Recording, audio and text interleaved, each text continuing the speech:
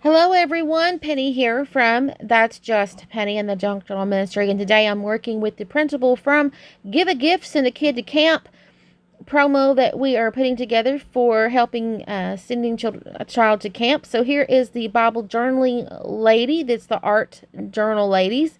This is the Printable, the little journaling set here. You can see the preview image there.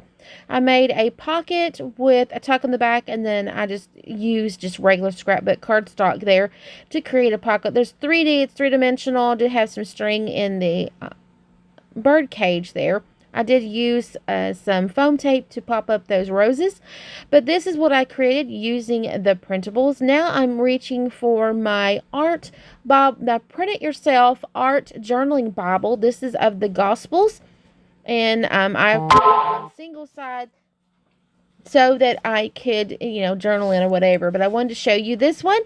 This Art Bible Journaling Print It Yourself is available. So check out the links down below. I'll see you guys later. Have a blessed and wonderful day.